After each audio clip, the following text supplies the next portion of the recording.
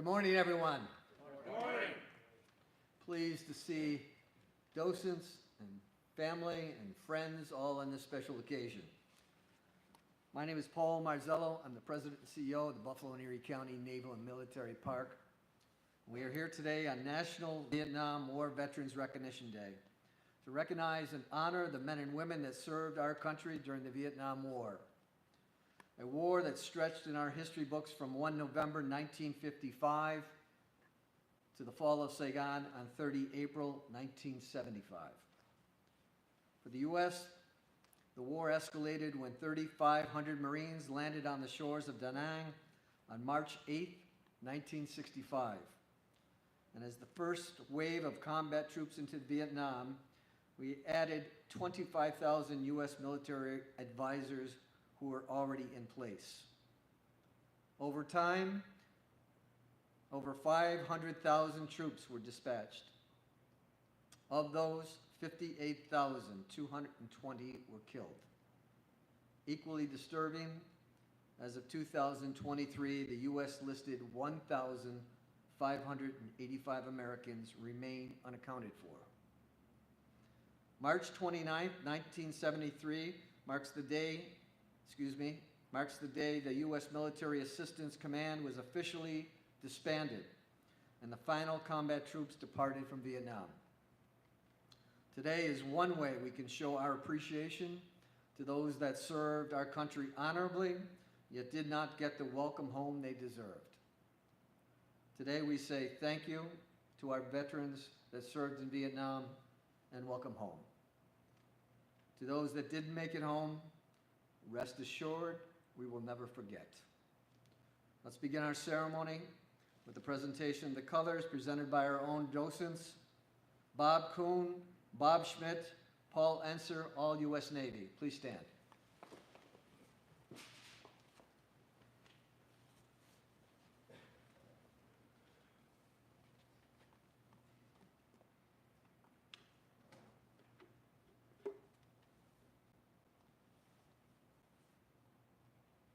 And I call Mr. George Miller to sing our national anthem.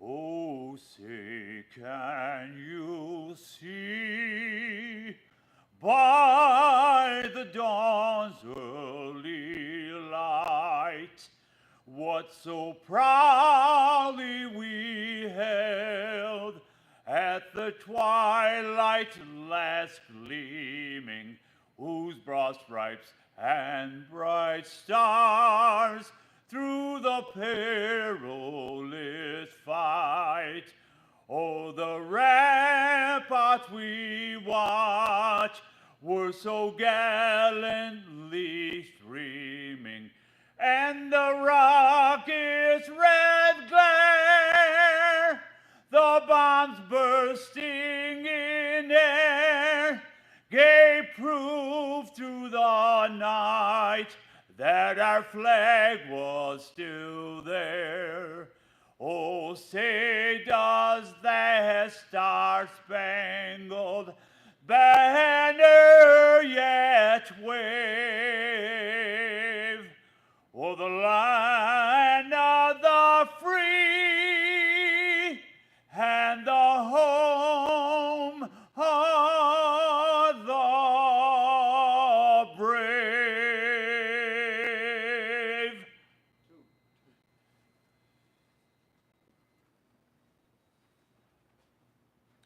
Please remain standing while I call forward Joe Cuddy, U.S. Navy veteran, to our invocation. Air Force.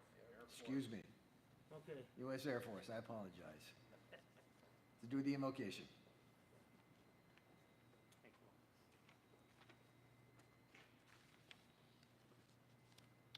Almighty God, creator and sustainer of all life, I ask that your blessing may descend on us as we gather here today.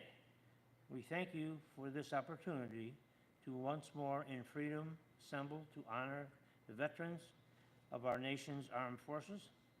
May we never forget those who made the supreme sacrifice so as to secure for our nation the blessings of life, liberty, and justice for all. May our observance be a timely reminder that our freedom was purchased at high cost and should not be taken for granted. Bless the families and friends of those we honor today, and bless the veterans who have come with memories, stories, and tears to enrich this day. Amen.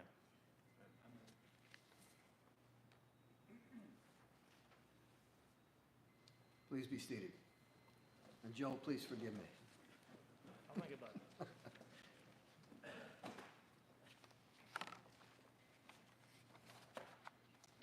Before we get started with the main part of this program, I want to ask someone who is very dear to the Naval Park, who's been our heart and soul since he's graced us with his presence. He's a World War II veteran, part of the Big Red, Dr. John Long. Please stand.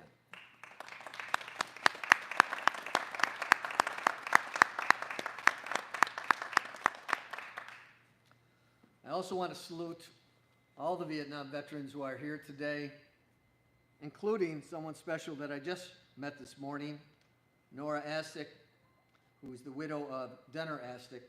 I appreciate your presence here today. Would all of you please stand so that we can honor you?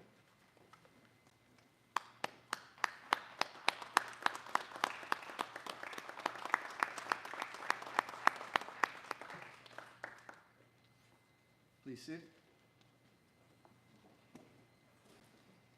So at this point, I'm going to turn the program over to one of our docents, which I am very grateful that he took a part in planning this event, because I think it has very significant meaning, and I think you'll, as visitors to the park, you'll find this a very poignant and hopefully meaningful part of this ceremony today.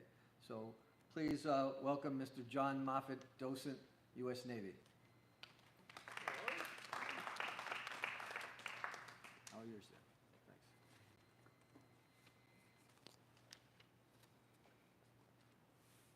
Good morning, and thank you for coming today. If you haven't already done so, please silence your phones. The focus of the ceremony, of today's ceremony, is recognition of all veterans who served during the war in Vietnam. So out of respect for those and the letters of those that we read today, we're going to keep our introductions simple and brief. My name is John Moffett. I served in the United States Navy as a petty officer, second class. I served from 1968 to 1978. A portion of my service from 1968 to 1973 was during the war in Vietnam. I did not serve in country. I served here in the States, but we'll get more to that later. My shipmates and friends that are here are all Vietnam veterans. Some of them served in country, on the ground. Others served in the combat zone, on ships, air bases, rear support areas. And some served like me in military bases in the States or places around the world. Regardless of where we served, what brings us together today is when we served. What makes us a part of today's ceremony is that period of time from 1963 to 1975. First wave, as Paul mentioned, the first wave of combat troops were 3,500 United States Marines that came to shore on March 8th, 1965. The last American combat soldier to leave Vietnam was March 29th, 1973. 50 years ago today. Some gave all gave some. So today's readings will be letters sent from home by soldiers on the ground in Vietnam during the war. The first person I'm going to introduce is Dave Olson.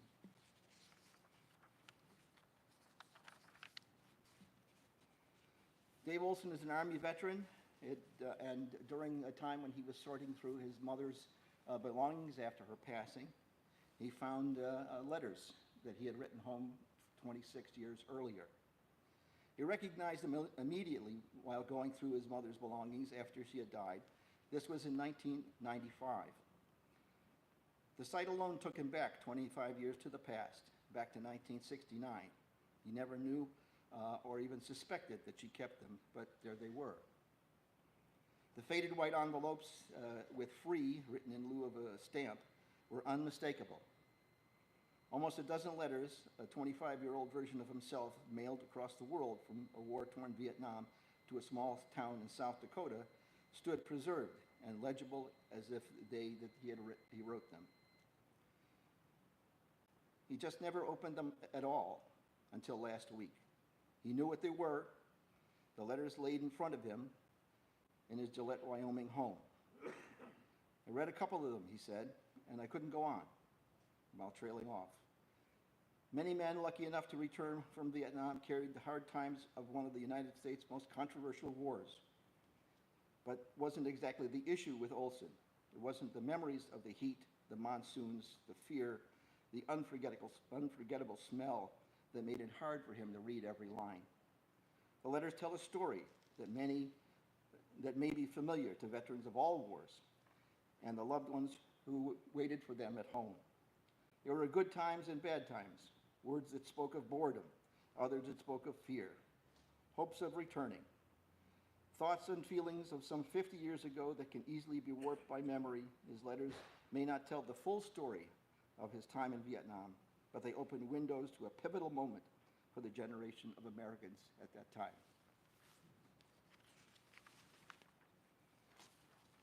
This is from Dave. Dave Olson was assigned to the 552nd Military Police Company, and he writes, "Dear family, I've been very irresponsible lately, and Denny and I have spent the last few evenings good timing, so I'll get this written on my lunch break. Life has been pretty quiet since Ho's birthday," Ho being Ho Chi Minh. Ho, of course, is Ho Chi Minh, and the revolutionary turned president's birthday is one letter about his, there's one letter about his death and others about his not being dead.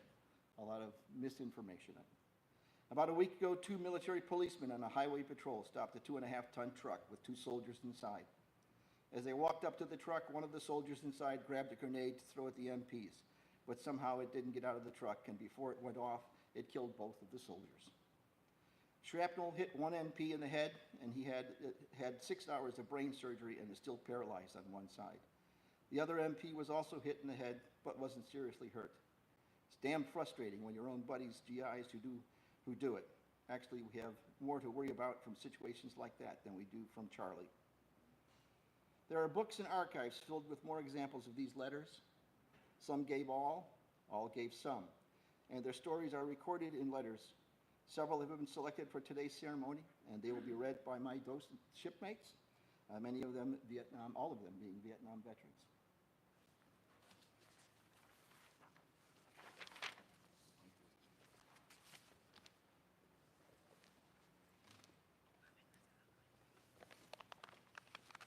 Good morning. My name's Jerry Keppel. I served in the Navy as a chief hospital corpsman from 1972 to 76 on active duty and to the reserves through 1995. A portion of the service was, of course, during the latter part of Vietnam. I am reading a letter from Ray.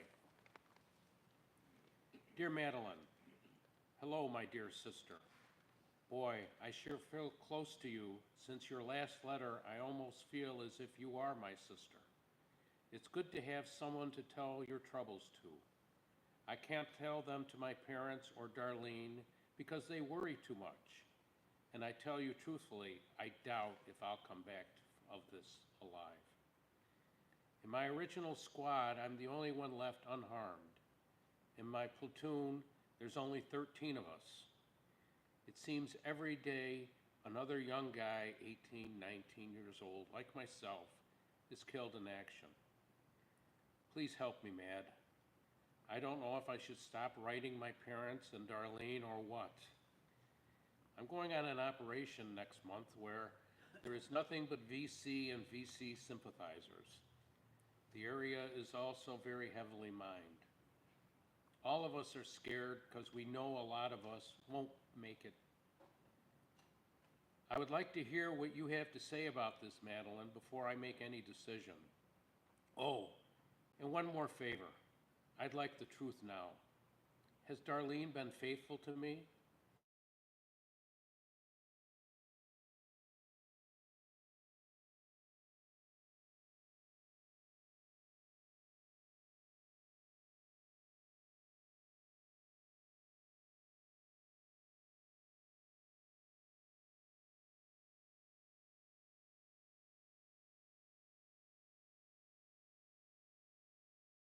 Reading to you is a letter from a gentleman who served in Vietnam. His name is Dean Allen. 27-year-old First Lieutenant Dean Allen wrote to his wife, Joyce, from Vietnam on July 10th, 1967. There are many times while I'm out in the field that I really feel the need to talk to you. Not so much about us, but what I have on my mind about being a good platoon leader is a lonely job. Allen continued the letter the next day. It got so dark I had to stop last night. Writing like that doesn't really do much good because you aren't here to answer me on being able to discuss anything. I guess it helps a little though, because you are the only one I would say these things to. Maybe sometimes I'll try to tell you how scared I've been, or how now sometimes I really wonder how I will make it. My luck is running way too good right now. I just hope it lasts. Don't worry about what I have said. These are just things I think about sometimes. I'm so healthy, I can't get a day out of the field, and you know I'm too damn mean to die. Sorry I haven't written more about, but the weather is against me. You can't write out here when it rains hour after hour. I love you with all my heart. All my love, always, Dean.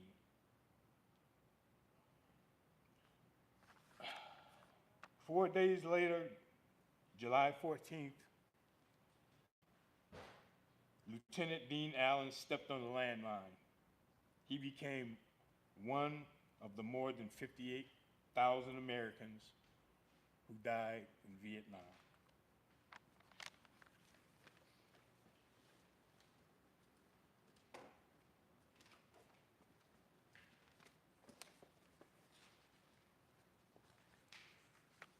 My name is Bill Keyser.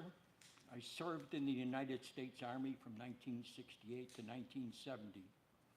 I served in Vietnam from August 1968 to August 1969.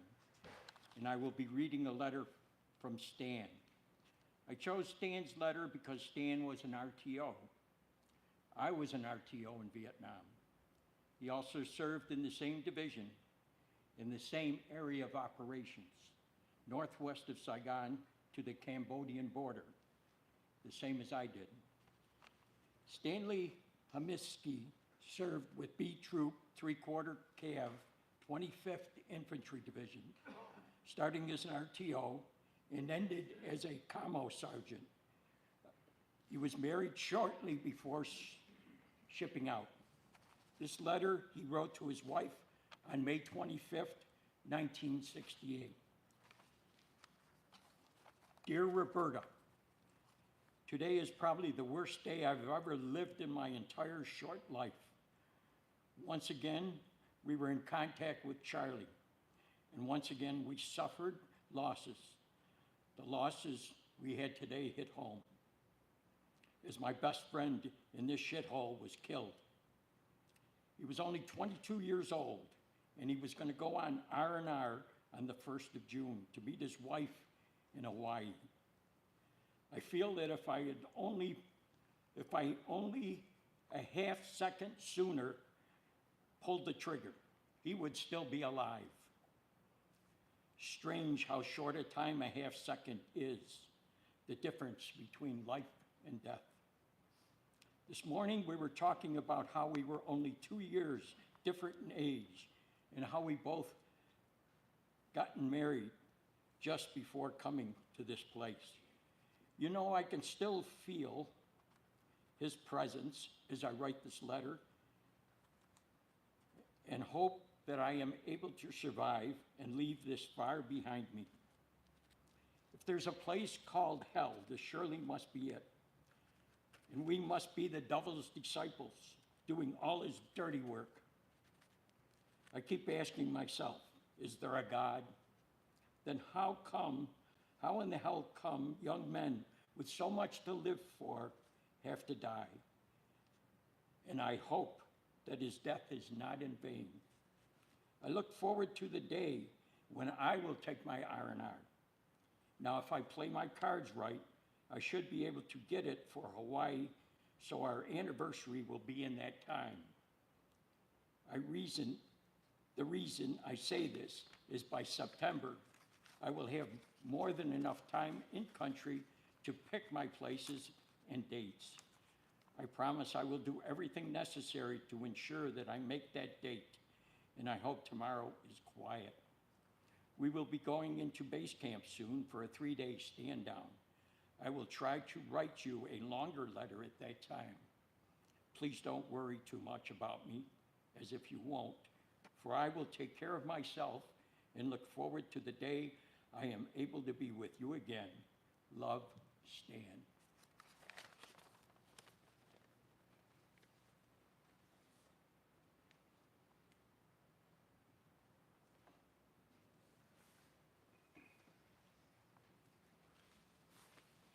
Good morning, everyone,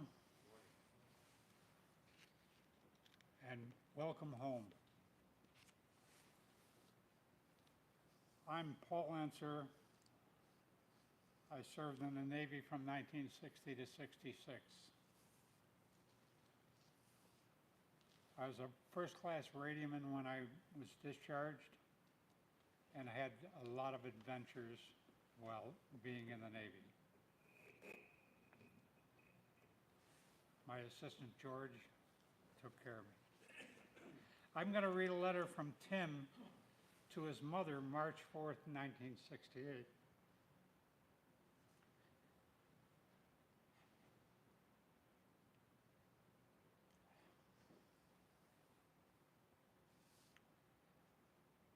This young man must have been kind of young.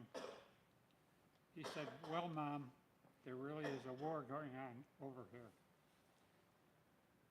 We made contact in daylight yesterday for the first time since I've been here. You know how they say war is not like in the movies? Well, they're wrong. It's exactly like the movies. We are on a company-sized patrol when they hit us. First platoon was in front, we were next, and the second platoon was in the rear. They hit the first platoon and everyone got down. Then first moved up to 50 meters and we moved out to the left. As soon as we moved behind a hedge, an automatic weapon opened up on us. We just keep moving. We just kept moving. We finally got out of range about 100 meters down the trail. Then we got on line and assaulted a hedge line 50 meters in front of us. We didn't meet any resistance, so after we got on the other side, we got down and waited. Then we got the word that first platoon was in bad shape. So we were going to move out and then swing to our right and get the gooks in the middle of us and first. We started out on line, keeping low and moving slow. It was clear, open field, we were going across. We were halfway across when fire opened up from our right. Everyone got down and the staff sergeant started yelling at us to keep moving.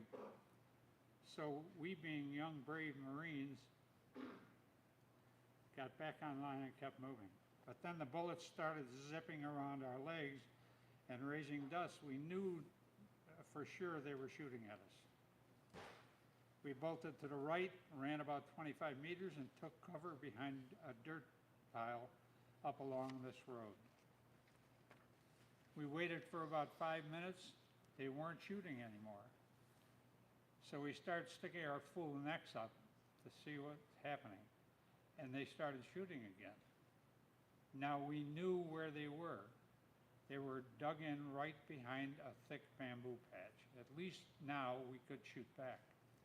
We were doing pretty good holding our own. Then we started receiving fire from our rear. I started getting scared then because we had no protection to the rear. They had us pinned down for half an hour. Couldn't even raise our heads to see where they were. Finally, the second and third squads moved up and cleared up our rear. We continued the firefight to our front. By this time, we had taken a few casualties, including our staff sergeant, shot through the neck close to the collarbone. A medevac chopper landed right behind us as we set up a hard base of fire. Turning our M16s on automatic, our staff sergeant wouldn't leave though, and he kept running and around and yelling orders, his neck all patched up. He thinks he's John Wayne. After a while, the fire stopped and the staff sergeant wanted a frontal assault on the positions.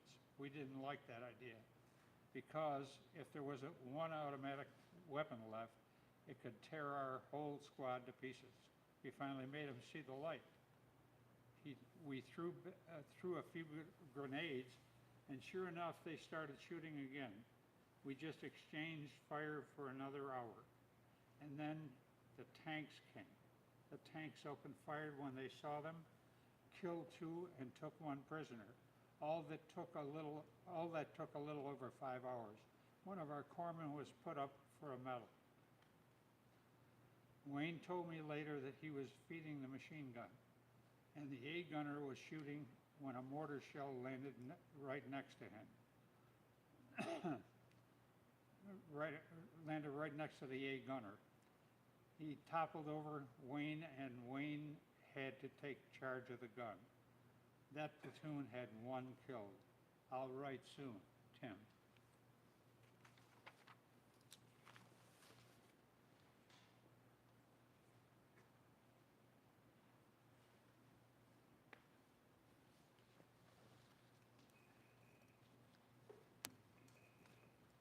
My name is John Radens. I served in the United States Navy from 1967 to 1971. I served on a destroyer and a U.S. submarine.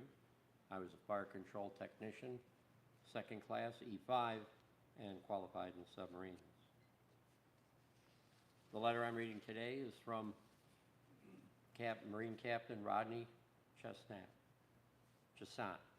In September of '68, he wrote this letter, in September of '68, he extended his 13-month tour of duty in Vietnam with the Marine Corps Air Group 13, 1st Marine Air Wing, Da Nang. On October 19th, he wrote this letter to his mom and dad. Your oldest son is now a captain in the United States Marine Corps. I was promoted yesterday. Of all the men selected for captain, 1,640 men, only about 50 men have been promoted to date. I was one of the 50, to my surprise and pleasure. My effective date of rank is 1 July 1967, which means I have technically been a captain for 3.5 months. With this promotion, my annual income is $9,000 a year. I'm single, 24 years old, college educated, a captain in the U.S. Marine Corps. This is not a bad start in life, is it? As I understand, Dad, you were married about this point in life. There was a war going on too. I really know very little about those years. Sometime you'll have to tell me about them. Mom, I appreciate all your letters. I appreciate your concern that some of the things you write about are trivial, but they aren't trivial to me. I'm eager to read anything about what you are doing or the family is doing. You can't understand the importance of these trivial events take on out here. It helps keep me civilized. For a while, as I read your letter, I am a normal person.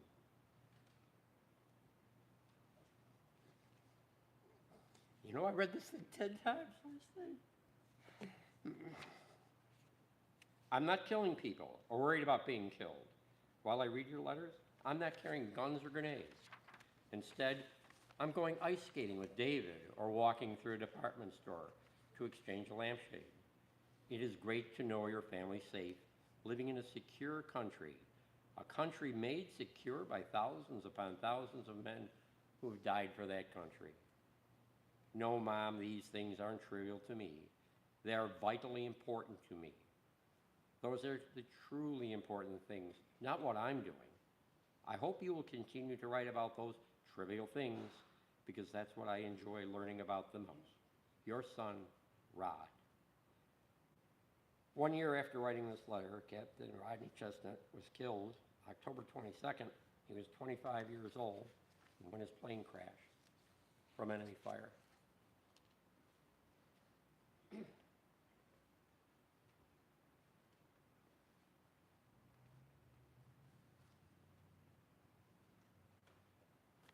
Morning. My name is Tom Mack, and I was in the U.S. Army Corps of Engineers. I went in basic training in January of '67, and I became a first lieutenant. I was with the 20th Engineer Brigade in Vietnam in 1968. I went in October '68, and I was there till October of '69. I was with the 20th Engineer Brigade, 588 Combat Engineer Battalion. We were located up in Tay Ninh Province, and I was the platoon leader, and then finally a company commander with them. I'm reading a letter from Tom, and I do not have his last name, so I apologize for that. This letter is dated June 14th, 1969. Dear Mary, I got your letter the other day, and there are a couple of things you brought up that I feel compelled to comment on. Why don't we get out of Vietnam? Well, there are too many individuals in high places who want to maintain the status quo and retain their influence. 2, I'm convinced that the Vietnamese economy rests entirely on the 40-cent Coke. Now, this guy was with the 1st Infantry Division, and he got some really good deals because we weren't getting them any better than 50 cents to a buck. Thirdly, the South Vietnamese Army would really be in a bind if they were forced to participate in the war effort. I have yet to see a Vietnamese soldier with a uniform as dirty as mine after I've worn it for one day. The action has been picking up around here. We pulled security up for a road sweep for about 2 weeks straight. The day we turned it over to another platoon, they were ambushed. 4 guys were killed and several trucks were hit by RPGs. Those are rocket-propelled grenades. Friday the 13th, a 122 millimeter rocket scored a direct hit on our 3-seat crapper and blew it away. The only thing left was a piece of tin roof about 40 feet up in a rubber tree. Several days ago on a sweep, I walked right up to a tripwire. It was a thin yellow wire tied to a bush about 6 inches off the ground. The other end was free.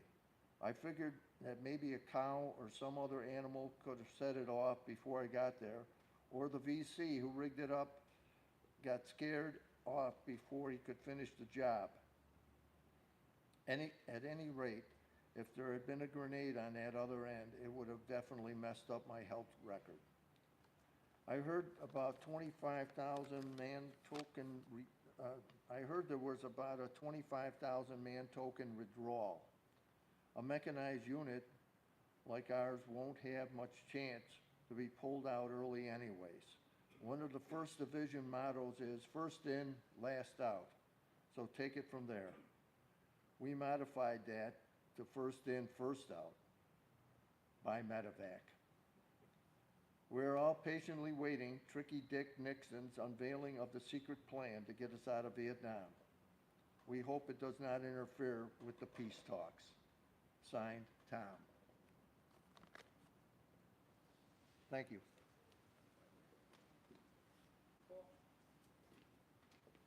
You're gonna read, John? Yes. Yeah, got one more. Is it a letter or? It's a letter.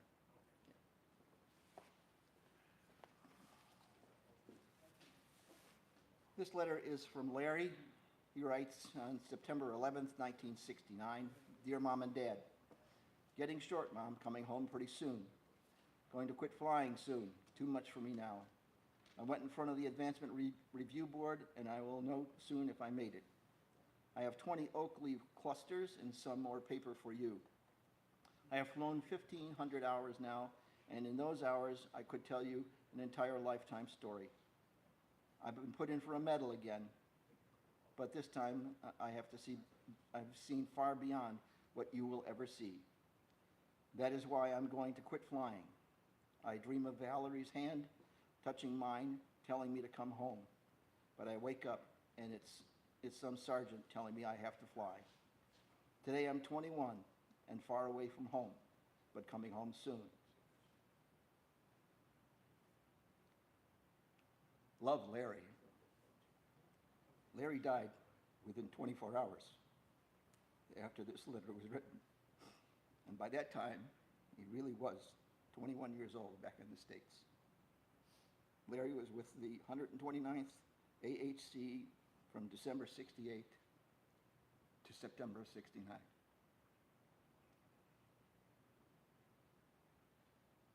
These letters have been very difficult to read and probably as difficult to hear.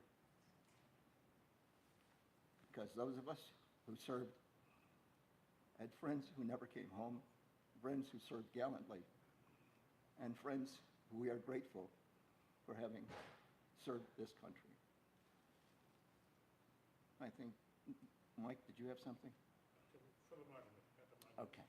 Well,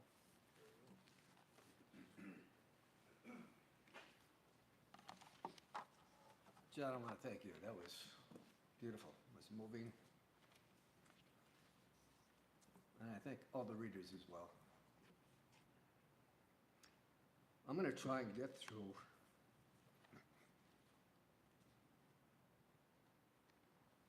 my own story.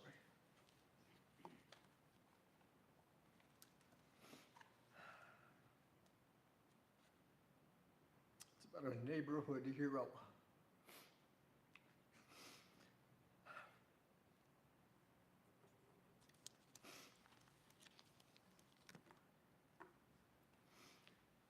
And I read this 12 times too.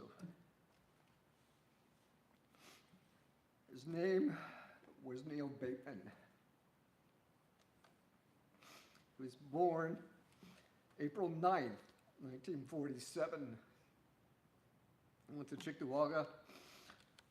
He lived in Cheektowaga, but he went to Maryville High School, my high school.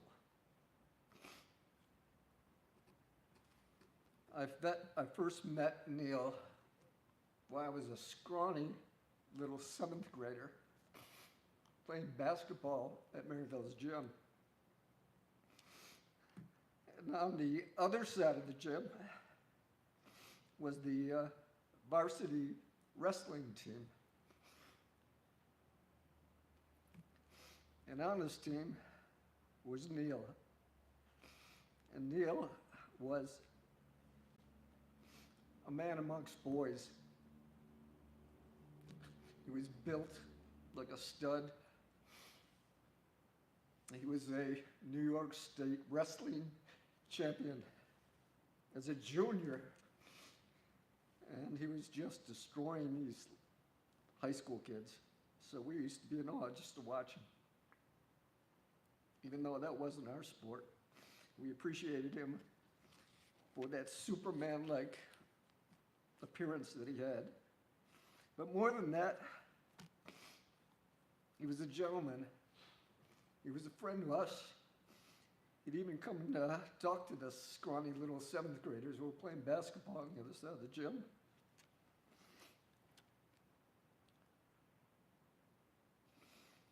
Neil signed up for the Army right after high school,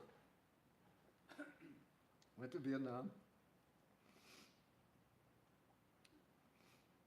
and that May, on a morning that nobody will forget, principal came on, PA system,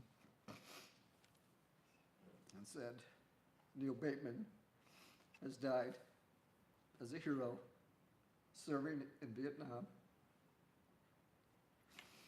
In which case there was silence and there was tears and there was smiles about what a tremendous individual he was.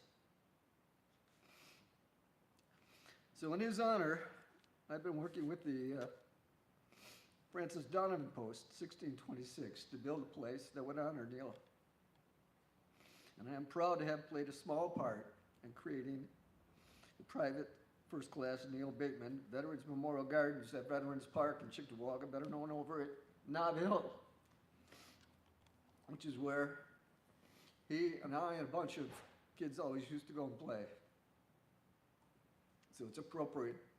It was right down the street from where he lived. Neil died May 15th, 1967. He was awarded the Silver Star and the Purple Heart posthumously.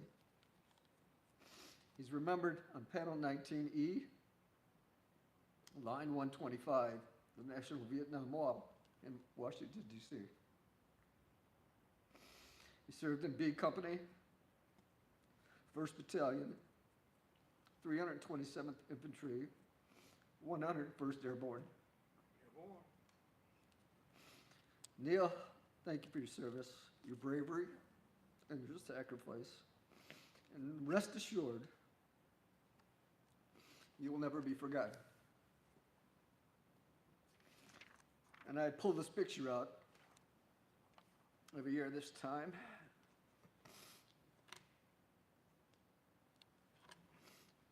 And I will be visiting his garden later this afternoon. But I want to extend my sympathies to all of those who gave their lives and sacrificed for my freedom, for all of our freedoms. And I think that's what the good doctor always preaches. Make sure we don't forget. And I think everybody in this room, not only being here, which I'm grateful for,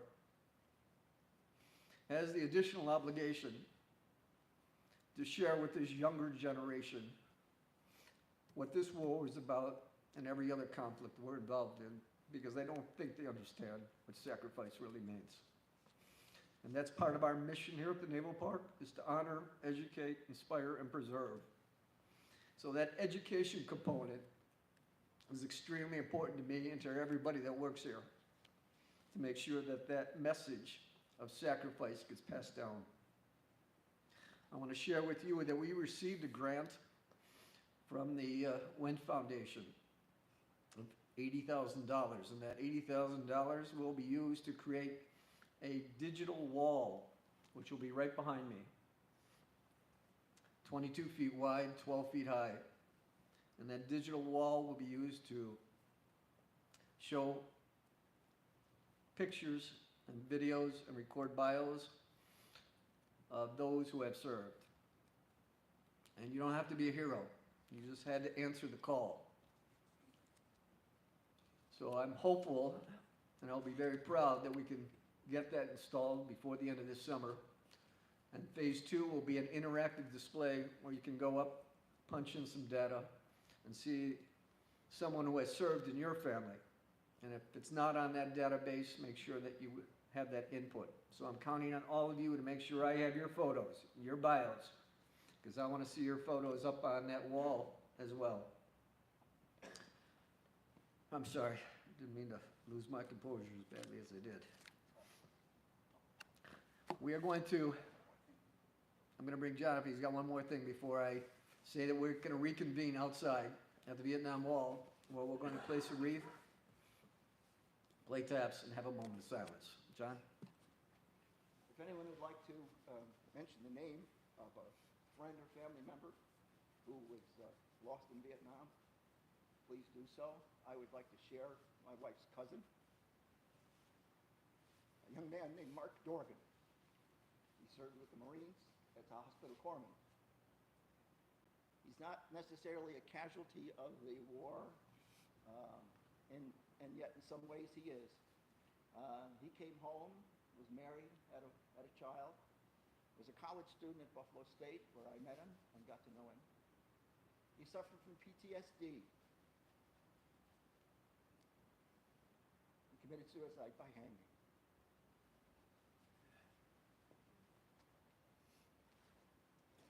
Anyone else? Feel free. I'd just like to mention